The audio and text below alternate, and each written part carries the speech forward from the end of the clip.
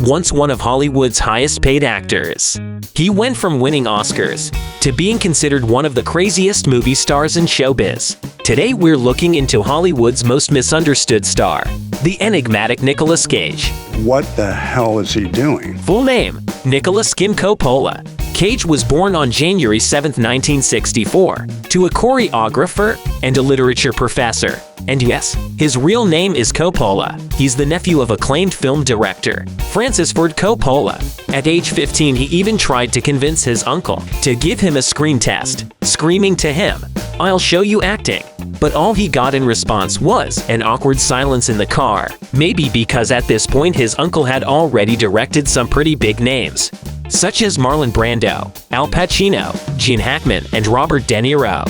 Brimming with ambition, he dropped out of high school at 16, setting off on a path towards an acting career that would leave a lasting impression. And to mark this milestone, he decided to shed his birth name and embrace the moniker Nicolas Cage, a deliberate move to carve out his unique identity, separate from his famous uncle. The inspiration behind Cage?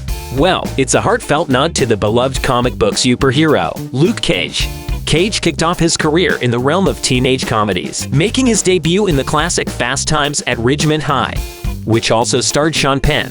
Uncle Francis Ford Coppola then gave him a small yet notable role in the critically acclaimed Rumblefish. But he really hit the jackpot in 1987 by starring in the Coen brothers' second movie, Raising Arizona, a crime comedy that received mixed reviews at the time, but quickly became a cult classic, influencing filmmakers as big as Quentin Tarantino himself. The same year, Cage stole hearts in Moonstruck, alongside Cher, another cult movie that was even recognized by the American Film Institute as one of the best comedies from the last century, in great part thanks to Cage's hilarious, yet honest performance, which earned him a Golden Globe nomination, and the hits kept coming.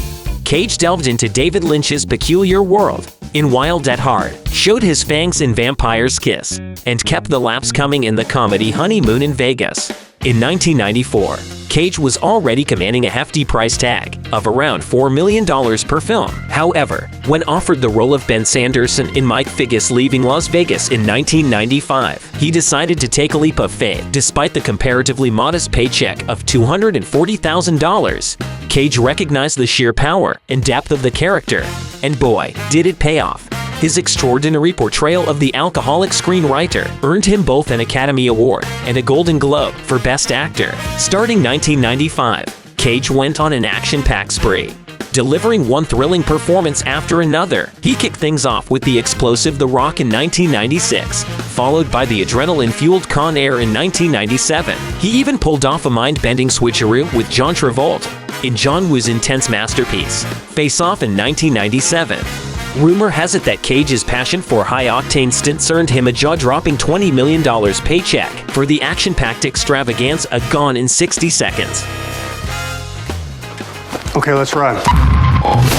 Where he shared the screen with the fierce Angelina Jolie. He even directed his first movie in 2002, Sunny, about a male gigolo who struggles to free himself from his madam mother. However, the year 2007 marked a significant shift in Cage's career trajectory, with a string of films that failed to resonate with audiences and critics alike. The once glorious path of Nicolas Cage began to waver. Titles like Ghost Rider, Spirit of Vengeance, and Drive Angry struggled to capture the magic that had defined Cage's earlier successes.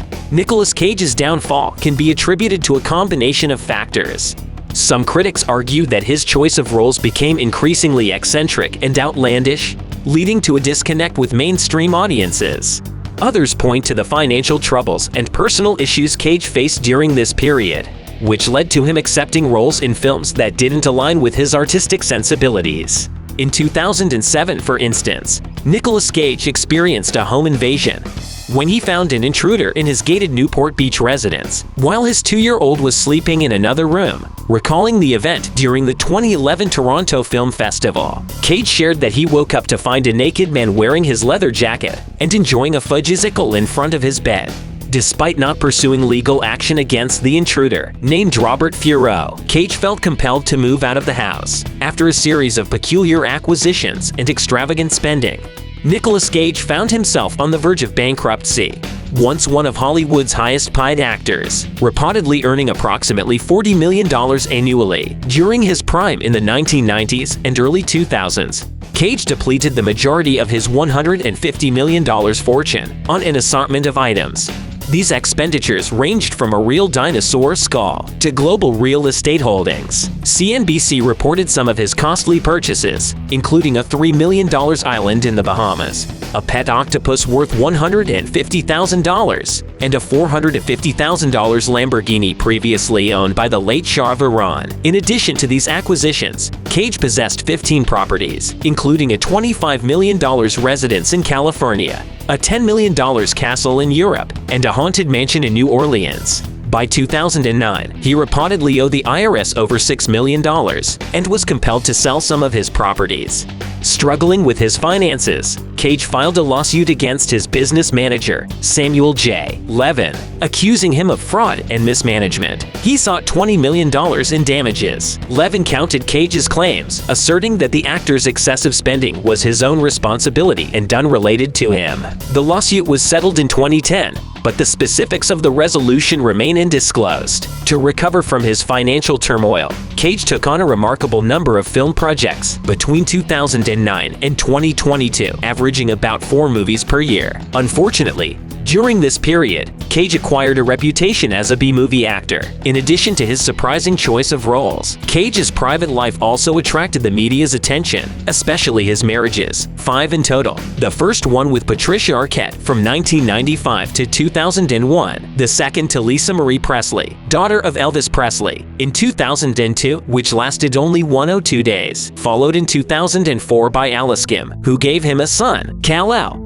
Yes, like Superman's birth name. This third marriage, the longest, lasted until a divorce in 2016. In March 2019, on a drink-fueled evening, Nicolas Cage ends up marrying his new girlfriend Erica Coig, a decision he will quickly regret as he files for annulment only 4 days later. Today, he's married to Rico Shibata since 2021. Let's hope she's the good one. Reflecting on this difficult time of his career, Cage revealed in a 2022 interview with GQ, "The phone stopped ringing. I couldn't understand why we weren't doing National Treasure 3 after 14 years. Sorcerer's Apprentice didn't succeed, Ghost Rider didn't sell well, and Drive Angry came and went quickly." Indeed, amidst the challenging years, Nicolas Cage continued to demonstrate his unwavering passion for acting. His performances in independent gems like Joe and Mandy reminded audiences of his talent, captivating critics, and revitalizing interest in his career. Now that he is more financially stable, Nicolas Cage has been able to allocate his time to more significant movie roles.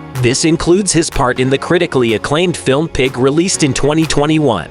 Where his portrayal as a truffle forager garnered some of the most favorable reviews of his career. Cage's comeback became official a year later with The Unbearable Weight of Massive Talent, a comedic thriller about the comeback of Nicolas Cage. Hard to do more meta than that. And just like that, Nicolas Cage came back to the forefront. We've seen him playing Dracula this year at the side of Nicholas Hoult in Renfield, a Universal Classic Monsters spin-off. Cage will even be featured in a video game this summer as himself in the survival horror Dead by Daylight. Nicolas Cage's journey in Hollywood has been a roller coaster ride of highs and lows. From his early successes in cult classics like Raising Arizona and Moonstruck, to his later struggles with financial troubles and questionable film choices, Cage's career has been marked by both brilliance and turbulence. Despite the challenges, Cage's unwavering passion for acting remains evident in his performances. While his choices may have been unconventional at times, there is no denying his unique talent and enduring impact on the film industry. Nicolas Cage's story serves as a reminder that even the wildest of journeys can shape an actor's legacy.